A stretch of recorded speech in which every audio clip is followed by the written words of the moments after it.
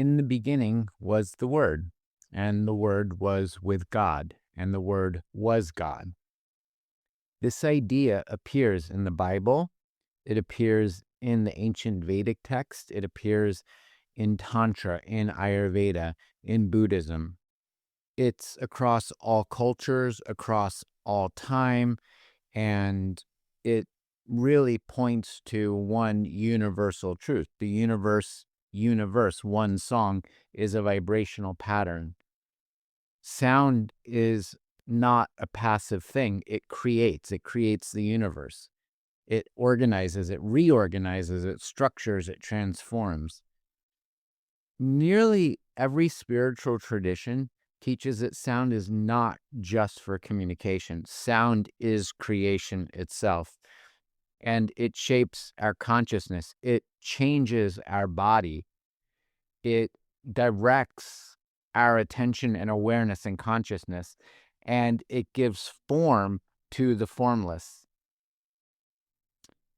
In the modern world, we live in a world that's filled with noise and speed and anxiety and overstimulation and one constant distraction after the other. And in that, the mind very rarely gets to rest. The thoughts are constantly jumping from one thing to another, from one scroll to another, from one text to another. The mind moves constantly. And when that happens, our body becomes filled with stress. The nervous system becomes overwhelmed and exhausted. And there's a practice that has been here for thousands and thousands of years that helps us to navigate all of this because it works. Mantra. So today we are going to explore one of the most powerful tools ever given to humanity, mantra. Mantra is more than just a word. It is a living prayer. It is a living vibrational frequency of the universe. It's not just some positive affirmation. It is a sound frequency, a sacred sound frequency that created the universe and has the ability to reorganize our mind and our body. It interrupts negative thought patterns. It interrupts fear.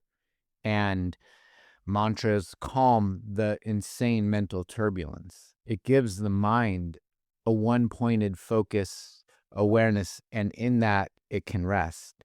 And so what mantra does is connects us with something so much deeper than thought, because it's not a thought. There's a saying that if you post one sign on a wall, it says post no bills here, then the wall will remain clean. The mantra is like that. It's one single thought dedicated to the infinite, so the other thoughts don't come in. So in today's discussion, we're going to explore what mantras are and how pretty much every tradition on the planet uses sacred sound for healing, and how when we chant out loud or silently, it changes our brain chemistry, it changes our nervous system. We'll look at the Ayurvedic view of mantra and healing, why different mantras affect different aspects of life, how to do a mantra practice, and specific mantras for peace, for healing, clarity, love, strength, awakening, all of it. So it's fun. To me, I love mantra. Okay. And even now modern science has been researching what mantras do. And so we're going to talk about that a little bit. So we want to understand how I like to understand things. I have a lot of Virgo in my chart. I like to understand how things work. So I'm going to talk about how mantra works, how it works in our brain, our nervous system, our immune system, and consciousness. So welcome to Awaken Living with Nibodhi. Let's get into it. So mantra is a Sanskrit word that comes from two other root Sanskrit words, manas, which means the mind, and that's a big category. We can have a whole podcast just on manas. And then tra means to protect or free or to liberate or to go beyond the mind. So mantra is that which protects the mind from limitation and expands it into the unlimited. Because the mind is actually our cause of suffering, especially when it gets trapped in the past, when it gets trapped in fear and overthinking and worrying and craving and anger and anxiety and comparison and remembering the past negative scenarios that happened over and over and over again. And so what the mantra does is disrupts all of that, and it gives it a new pattern. So instead of focused on fear, we're going to focus on faith and the truth. Instead of rehearsing over and over and over again the past and the anxiety we get from that, we rehearse and echo this reverberation of divine sound. Instead of allowing our minds to go in a million different directions, we can bring it back to a one-pointed awareness and to a single vibration.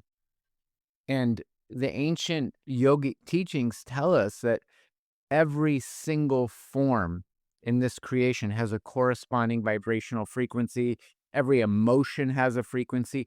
Our organs, our 7 bodily tissues, our thoughts, every planet in the solar system, every plant on the earth, every element, every chakra, every single form of life on this planet vibrates in a frequency, in a megahertz frequency at a specific note.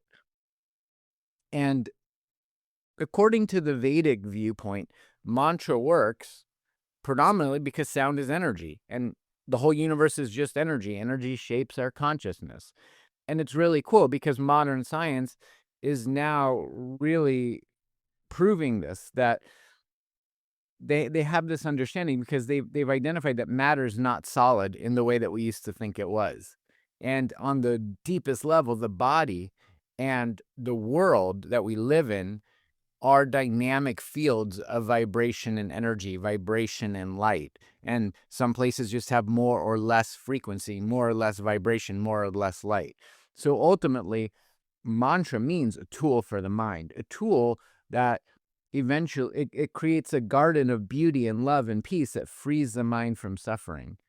Ayurveda also says the same thing. It teaches that all existence is vibration and that everything vibrates, including our cells. Our cells vibrate, the organs vibrate, the neurons in our brain, the firing of the neurons are vibrational. Our brain essentially actually runs on these oscillations. And again, modern science is really coming to confirm this. One of my favorite modern scientists, Dr. Emoto, the Japanese scientist, proved that water changes structure by different sounds, by different words. And with divine sounds, divine words, it creates this frequency of love and light and structure that's just so beautiful. And when we put negative words onto it, the cells become disorganized and incoherent. And so, the ancient rishis figured this out thousands of years ago without any science, without any microscopes or anything like that. They discovered the specific sound patterns that influence consciousness and our physiology. Those patterns were mantras, and then they actually created third-dimensional illustrations of those mantras called yantras. So the yantras are just the vibrational pattern solidified from sound form. But both mantra and yantra have the ability to reorganize our mind and our whole body. Okay, so mantra has this powerful effect on our brain because most of us, not everyone listening to this podcast, but most of us, the human race, spend a lot of a day in a stream of consciousness, or actually a stream of unconsciousness, unconscious repetition. We're repeating our worries. We're repeating our old stories. We're telling our old story over and over and over again in hopes that maybe we believe it. We repeat the self-criticism and the self-judgment, and we repeat to ourselves the fears about the future. And Bruce Lipton said, he wrote The Biology of the Belief. A phenomenal scientist, has proven that our cells vibrate at the frequency of thought. And if we have negative thoughts, our cells are going to not be healthy. But the mind is essentially always chanting something, okay? The question becomes, what is it that you're chanting? So these divine mantras are replacing the destructive repetition with a conscious repetition. And it's proven that when we chant mantras repeatedly and steadily, consistently, our breath slows down, our heart rate slows down, the muscles of our body relax, the sympathetic stress response decreases or disappears. The mind becomes one-pointed and focused. Our emotional reactivity either softens or disappears. And what happens is we go into a parasympathetic state of neuroregulation. Over time, doing the mantra over and over again, the mantra becomes way stronger than the noise of the material world. And many people have described a moment that happens. I've experienced this myself, this moment where I am no longer chanting the mantra. The mantra is simply chanting itself, which is beautiful. That's a flow state. And there's been neuroscience.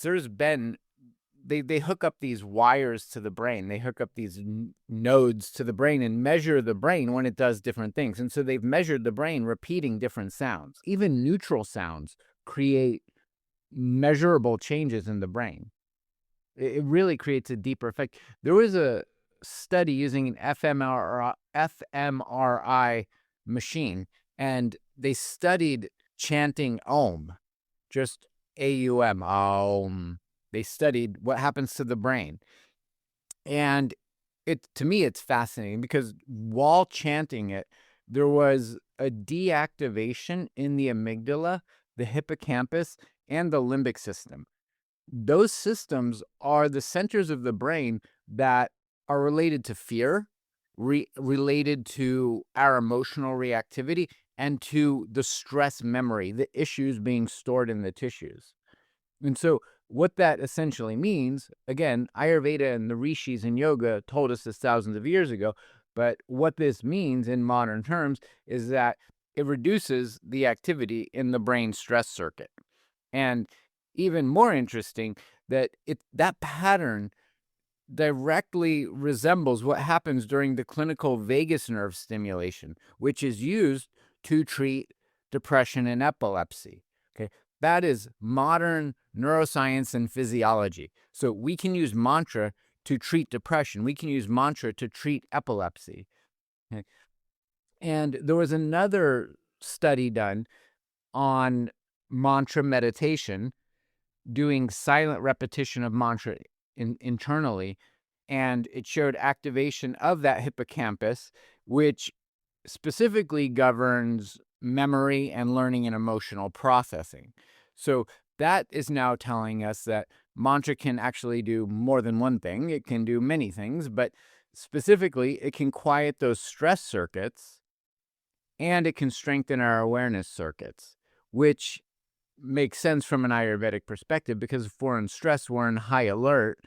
That creates a attention deficit disorder, attention deficit hyperactive disorder, ADD, ADHD, because we're always thinking that we're in danger. So when the stress goes away, now we're back to the present moment. Now we're back to awareness. So these large studies confirm that it reduces stress, reduces anxiety. They've done studies showing that chanting mantras regulate our blood pressure and they boost our immune system. They've done tests where our T cells and NK cells and B cells go up. Okay. And then the other really cool thing that probably everyone has heard of is this vagus nerve, right? And in the vagus nerve, that's the prana channels of the body. I mean, really, for thousands of years, the yogis and the sages, the rishis, these enlightened masters told us that chanting calms the mind and heals the body. We know this. And so, the cool thing is neuroscience and physiology are explaining why. Okay. One of the things is that this research is showing that when we do the mantra, it affects the vagus nerve. So essentially, that's the nerve that connects the brain with the heart, the lung, the digestive system, and immune system. Like I was saying, that's the prana channel. That's the life force channel of the human body. So we can associate the vagus nerve with the main channel of prana in our body. And physiologically and biologically, the vagus nerve regulates, or it helps to regulate, our heart rate, the digestive system, inflammation, emotional regulation, the feeling of being safe and calm. And so what does that sound like? Prana, Tejas, and Ojas, Sattva, Rajas, Tamas, all the things in our body. Modern neuroscience now calls it the PNEI axis, psychoneuroendocrine immunological system. doing mantra regulates our psychoneuroendocrine immunological system. It regulates the prana. It regulates the gunas in the mind. It brings the 3 doshas in balance. And so they've shown that when we chant slowly and rhythmically, and we focus on longer exhalations, which is part of pranayama, we stimulate that vagus nerve. And if you're just doing pranayama, if you inhale for the count of 4, hold it for the count of 4, exhale for the count of 8, and hold it out for 8 before the next inhale, hold it out for 4. So it goes inhale 4, hold 4, exhale 8, hold out 4, and repeat. We're stimulating the vagus nerve. We can do mantra in combination with breath work. And what that does, when we stimulate that vagus nerve, it shifts us completely out of the fight or flight state into a parasympathetic state, which is where our healing state begins. It's the healing state of the body, parasympathetic. It's rest, digest, heal. And when we're in a parasympathetic state, one of the main inflammatory stress hormones is cortisol. That drops. Again, I said it already, but blood pressure lowers, digestion improves, our sleep gets better. We wake up feeling more rested, more clear, more energized, more inspired. And there's all sorts of studies showing how well the immune system improves. So this mantra meditation increases the heart rate variability. The higher the heart rate variability is, the more resilience we have, the less stress we have, the better emotional regulation and emotional intelligence we have. And just on a purely structural level, we have stronger cardiovascular health. So again, changing the brain waves changes the heart, changes the immune system. I mean, even they've shown that the brain produces more alpha and theta theta waves when we do mantra. And those alpha and theta waves are the same pattern that happens in a deep state of meditation. It's the same pattern that happens when we're highly creative and inspired, when the body is healing, when we're in a deep relaxation state.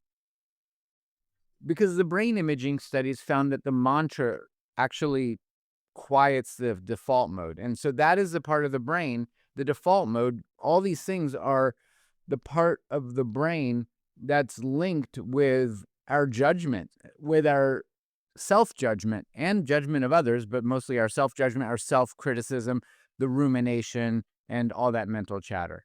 And so people spend years and years and years and years trying to stop their thoughts, flying all over the planet, doing meditation retreats, spending thousands of dollars, going here and there. You don't need to go anywhere. Mantra gives the mind nourishment to be. Mantra is the nourishment for the mind. You don't need to travel all over the planet. You just need to sit down and be where you are. You don't even need to sit down. You can do mantras silently walking through the grocery store. Okay? But mantras bring us into the healing state. Okay? And it's mechanical and it's neurological. When we chant with that long exhalation, the vocal cords vibrate. The sound resonates in the throat and in the heart chakra, the throat chakra, the Vishuddhi chakra, and the Anahata, or the Hridayam, the heart center. That stimulates these branches, like a tree, of the leaves on the tree. It's the branches of this vagus nerve. So this study, the Om chanting study, shows that it mimics the vagus nerve stimulation therapies. So it's just absolutely fantastic. So the mind. So remember, with Bruce Lipton, the biology of the belief. And what he proved is that ourselves believe the thoughts. And the mind, the nature of the mind is to think. Okay? It has to think about something. That's what the mind does. That's why we love sleep so much, because we don't think. In yoga, they have yoga nidra, the yogic sleep, where we're in a flow state with oneness of the universe, a samadhi, a dissolution of the limited self into the cosmic self. But the mind is going to constantly produce thoughts. And again, a lot of them are repetitive and many of them are negative. And so this constant activity is what neuroscience calls this default mode. Okay, the mantra will interrupt this loop. That is proven. Okay, But we have to think, and so we can think about the one thing. So we should replace it with mantra. When the mantra becomes the dominant pattern, the mind is quiet, it's stable, it's focused. Who doesn't want that? Everybody wants that. And in Ayurveda, the healing can come from one place or two places or both. It can start with the body or it can start with the mind. Ultimately, all healing begins in consciousness because the body is the temple of consciousness. Okay. But Ayurveda really emphasizes that disease begins when there's a disturbance, first in the mind. And if the mind is disturbed, we make bad choices about what we're doing in the material world. From the mind, when we believe the thoughts, then it creates an emotion. Then that changes the flow of prana, that changes the flow of life force, that changes the vagus nerve. Then that changes the balance of the doshas, the 5 elements, the 3 doshas, Vata, Pitta, Kapha. And ultimately, it changes our connection with nature and with ourself. Again, mantra affects all of these. But the 3 doshas that govern the body and mind, Vata, Pitta, and Kapha, each have different ways that prana flows through them in different activities. Remember, Vata governs movement in the nervous system. And if you're not familiar with the doshas, if you're just tuning into this podcast for the first time, go back to some of the first episodes and learn about the 3 doshas. It's really important that we know who we are. But Vata is the air and space element that governs movement in the nervous system. And when that's out of balance, that's a primary factor of anxiety and fear and scattered thinking. So for a Vata, mantra is going to calm that scattered thinking because the repetition creates steadiness and grounding and safety. Pitta is the fire element, and that governs our metabolism, not just physical metabolism, but our life experience, how well we're metabolizing life experience. Pitta can also be super intense. It can be very fiery. And when it's out of balance, there's irritation and judgment and anger. And what the mantra is going to do for the Pitta person is soften that. The vibration of that sound softens the irritation and the fire and the anger. It softens the need to control or the frustration or just in general, the intensity. And Pittas are very driven and effort oriented. And so it calms that down as well.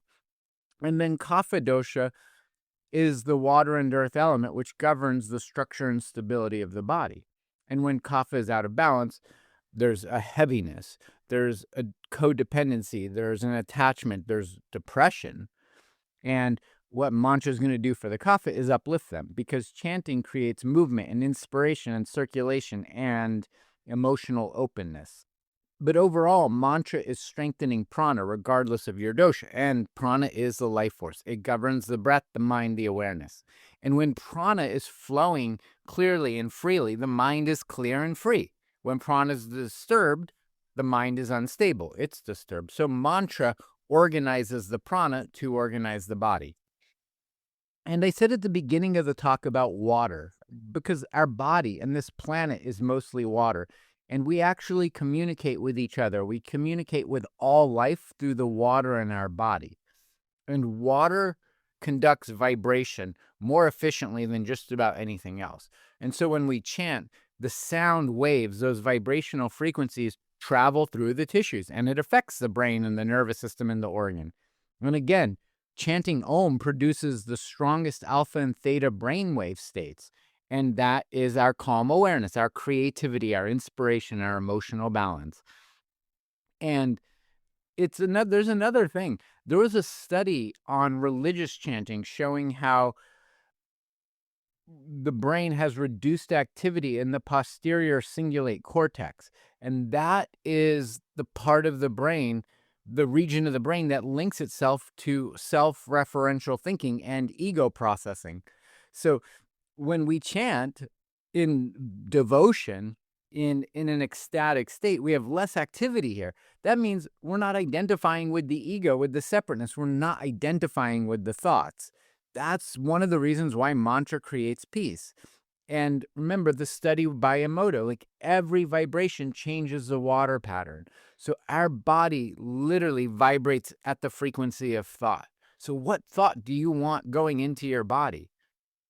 When we repeat that mantra with the feeling of devotion, the mantra directly affects not just the body, not just the mind, but the chakras, the energy centers that hold consciousness. It affects our koshas, which are the energy fields that surround the body. And that is one of the reasons why I think intention matters, because attention is our power, it's our shakti, it's our prana, it's our life force. So wherever our intention goes, the prana is going to flow. So we can chant mechanically and it's going to be beneficial. We can do mantras mechanically and it has benefit. But when you do it with love, when you do it with sincerity, with faith, with devotion, with presence, the power is exponential. It's like a light bulb or the sun. Okay. Sound alone has great power, but our intention amplifies it. It's taking the candle and turning on a big light, or it's turning on a light and then going to the sun. Okay. So just remember that saying, energy flows where attention goes. So again, if you chant it mechanically, you're going to gain a lot of benefits. If you chant it with awareness, it's going to transform your consciousness. And so how do we chant with awareness? What does that even mean? It means we focus and listen with our whole being to the sound. If possible, understand the meaning of it and just feel what it's like in your body when you do that. Focus on the sound, the meaning, and the feeling. And over time, our attention is going to become one-pointed. In yoga, they call it ekagrata, one-pointed awareness or undisturbed attention. And that state is what builds new neural pathways. They talk about in yoga the kundalini, the sushumna nadi, the channel that kundalini flows along. And then surrounding that is ida and pingala nadi. That's the lunar and solar, the masculine, feminine, Shiva, Shakti. And when we chant mantras, these nadis, these channels, these rivers become clear and the energy can flow. And when that energy is flowing freely, not too much, not too little, it stabilizes our emotions. It stabilizes our attention. It stabilizes our awareness and our purpose in life. So doing mantras, they don't need to be complex. It's actually very simple. The way I would recommend, if you don't have a mantra practice already, is choose one mantra, very simple. Find out which one resonates with you the most and choose a mantra. Practice it daily. Traditionally, for the Catholics, it's done on a rosary. In India, they'll do it on beads made of rudraksha or tulsi or sandalwood or rosewood or gemstones. It can be done on fingertips. It can be done anyway. Okay, but practice it daily. Ideally, in the morning, in the evening, sit for 10 minutes, 20 minutes. A lot of the malas, the rosaries in India, have 108 beads, so doing a round of 108 with awareness. And the basic method of it is really simple. You sit comfortably. That can be on an official yoga asana cushion. It can be on the beach. It can be on the earth under a tree. But just sit comfortably. And then you want to relax the breath, focus on the exhalation, and then start repeating the mantra slowly and really try and feel the vibration inside of you. And, close the eyes to begin with. Later, you can stare at the sky, the ocean, a tree, the grass growing, and the mind will wander because it's the mind, and the mind needs to be trained. And so just keep returning to the sound. It's that simple. That's the practice. Sit comfortably, breathe, repeat slowly, feel the frequency, and when the mind wanders away to wherever the mind goes, anywhere in the universe, which it does at quantum speed, bring it back to the sound. Very simple. You can do this in the morning when you wake up.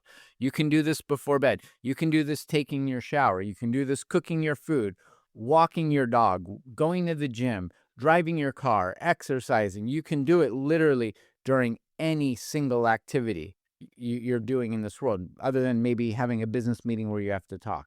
But doing something over and over and over again creates a new pattern. It creates a deep conditioning. The continuous repetition creates a new neural pathway.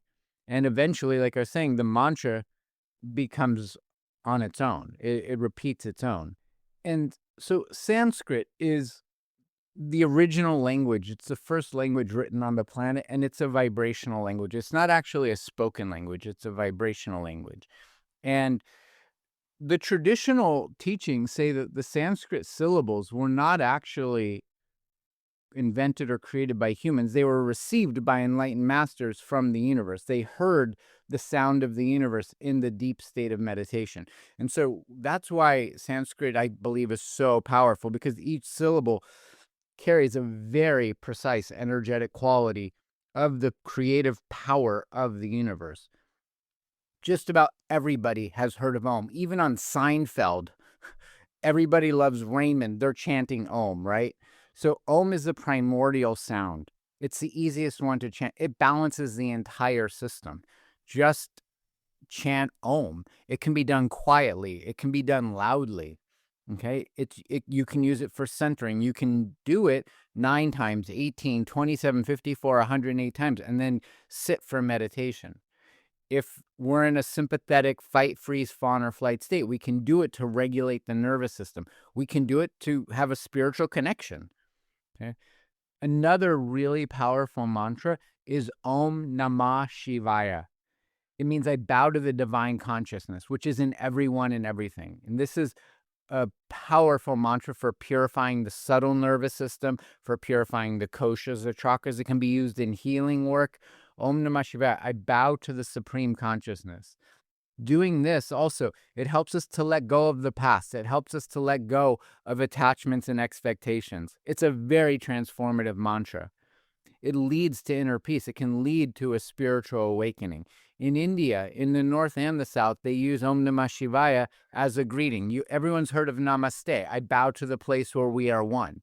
In Om Namah Shivaya, I bow to this divine consciousness within you. So Om Namah Shivaya, Om Namah Shivaya, Om Namah Shivaya, Om Namah Shivaya. I love this mantra. It's Om Shri Hanumate Namaha. Hanuman is the son of the wind.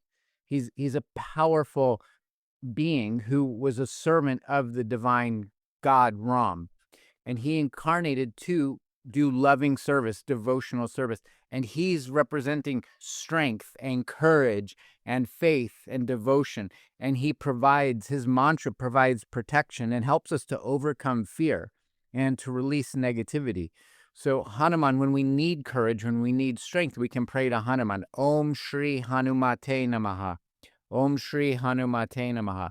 Same thing. We can do this 9, 18, 27, 54, traditionally 108 times.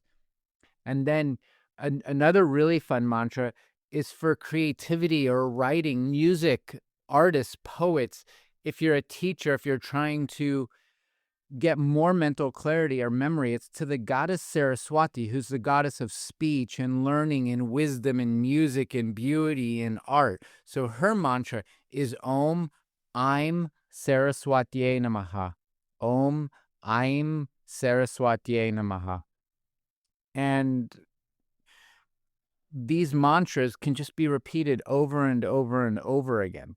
Okay.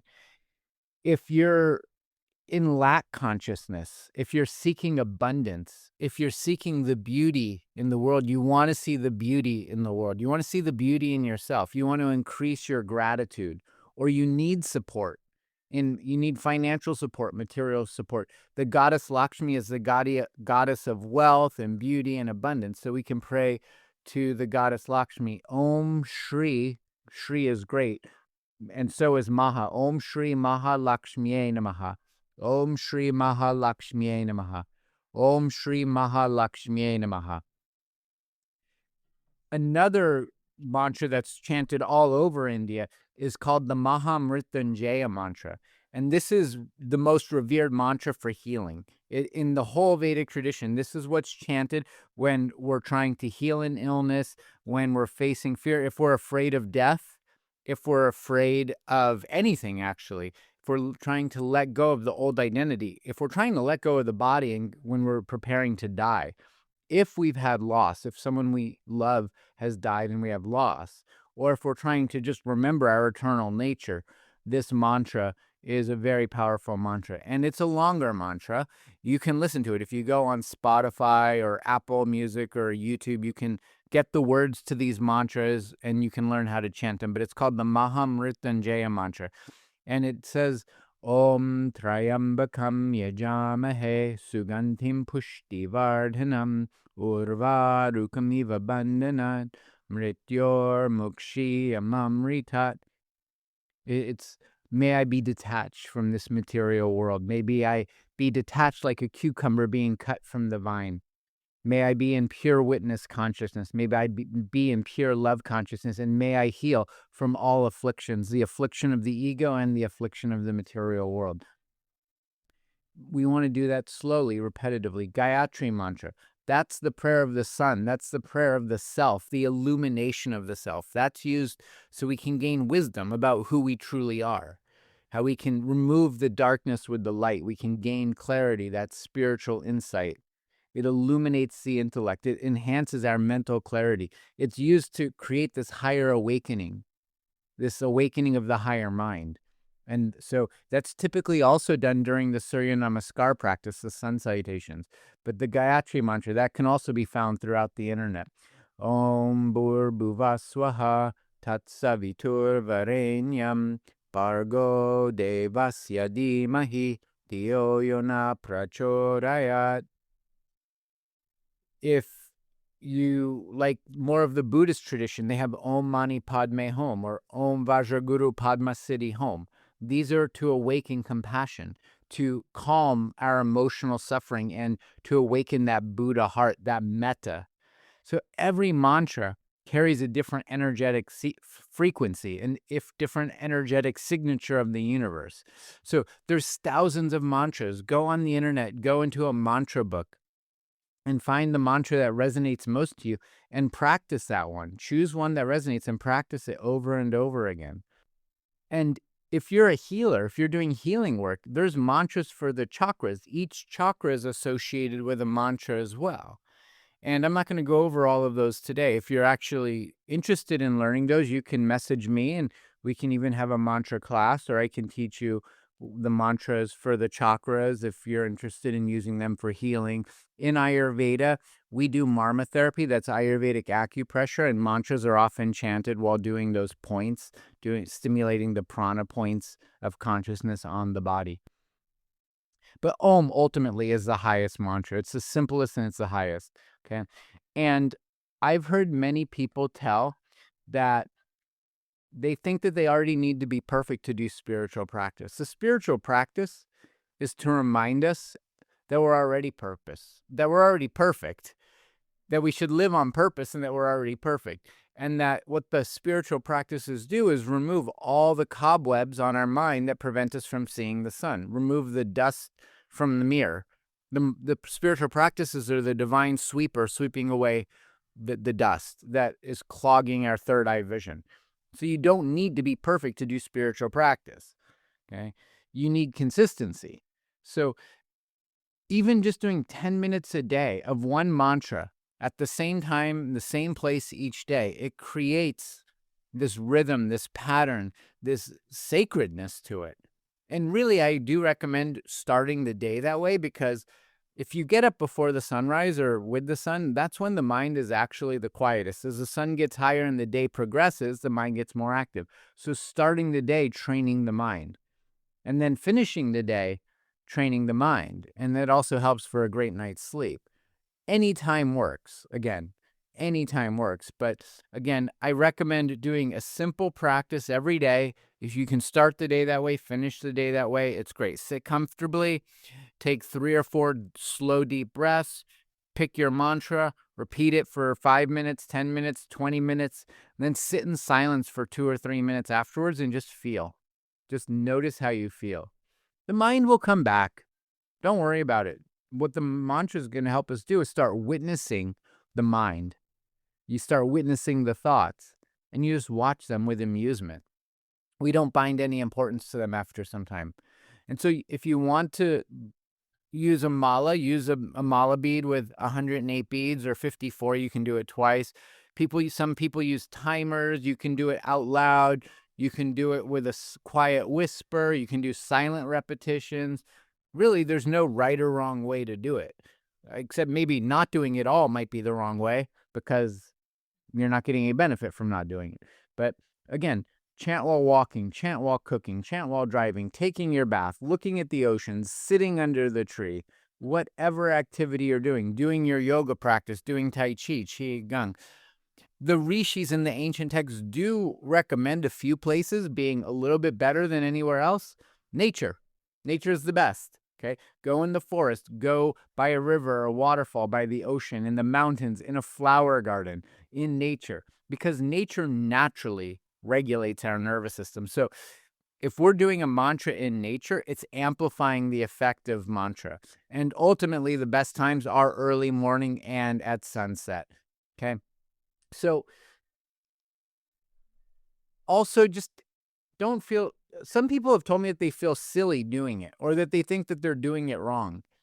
Don't worry about it. It doesn't matter. Like, the universe is silly. The universe is a cosmic giggle. So be silly then. There's no wrong way to do it other than not doing it, like I said. And other people say they stop because they're getting distracted. I've been doing mantra for 35 years and my mind still gets distracted. Whether it's distracted or not, keep going, right? If you fall in a hole, you don't say, I'm not going to walk anywhere ever again because I fell in the hole. You just get up and keep going. So get up and keep going.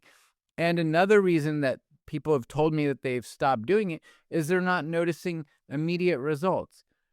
Yeah, you're not going to. I mean, maybe you will. Maybe you've done so many mantras in a past life that the first time you chant a mantra, something magical happens because you just needed one more mantra to get to that magical place. But same thing, when I first started meditating, like, nothing happened. I was just, dealing with my thoughts going all over the place. When am I going to get my next burrito? When am I going to go catch the next wave? When is the skate park opening? Who's coming to play music in town, right? The mind can go anywhere. And so you may or may not get instant results. We want instant gratification. That's what fast food is about. And fast food makes us sick. Slow and steady wins the race. So the mind becoming distracted doesn't mean you're not succeeding or you're failing. In fact, it actually, if you're aware that your mind is distracted, that's success. You have awareness that your mind is distracted. That is a new awareness, okay? Every time you chant your mantra, you're strengthening your awareness and attention. So the practice is not perfection. We're not going for perfection. We're just doing the practice. And eventually, and hopefully, it's joyful. Just keep returning to the practice. Okay? You don't need to chant it beautifully. You don't need perfect pronunciation. You don't need to be spiritual enough. Just be you. Just be who you are, which is you, and be where you are, which is here and now. Okay? So the deep transformation comes from repetition. Do it mechanically, and then do it with repetition, and then it becomes a pattern, and then it becomes absorption, and then something shifts, and the mantra continues on its own, and you become at peace. Your thoughts decrease, your emotional reactivity decreases, your awareness expands, and the practice moves from effort to grace. I guarantee that. It moves from effort to grace. That's been my experience. And at some point, we're not chanting the mantra anymore. The mantra is just happening. So remember, your words shape your mind. And your mind shapes your nervous system. And your nervous system shapes your patterns. Your patterns become who the ego becomes. And that shapes our life. Okay? The sounds we repeat every day literally become the atmosphere, the sphere of the atma, of the soul that we live in. So if we're repeating negative thoughts every day, if we're repeating fear and separation and division, if we're repeating anger, we live then in fear and separation and division and anger.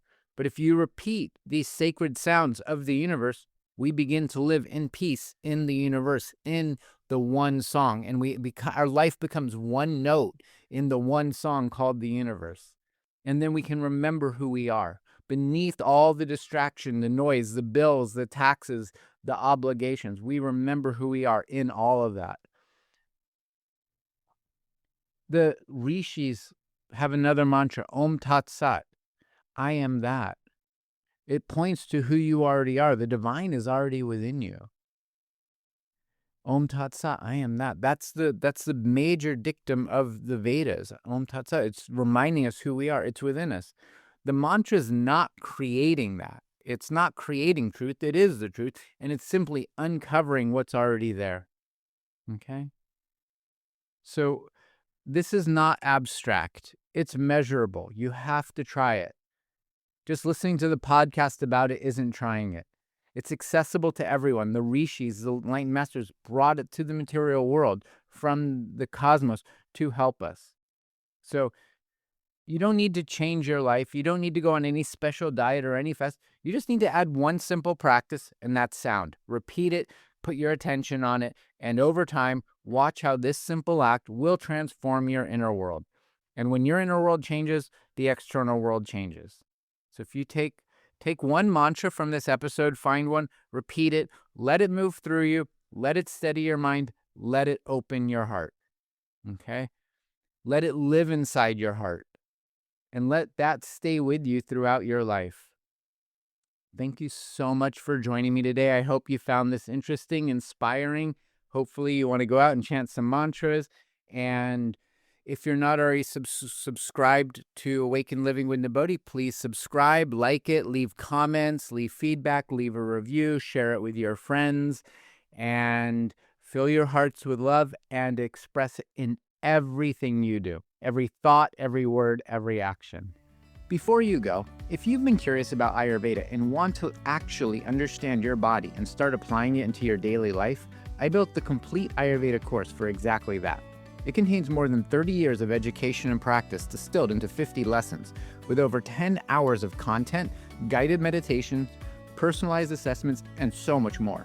It's designed so you'll feel real shifts as you go through it. You'll experience more energy, better digestion, increased mental clarity, and a deeper sense of balance. Lesson by lesson, it's all there. So go to nibodhi.com/courses to learn more.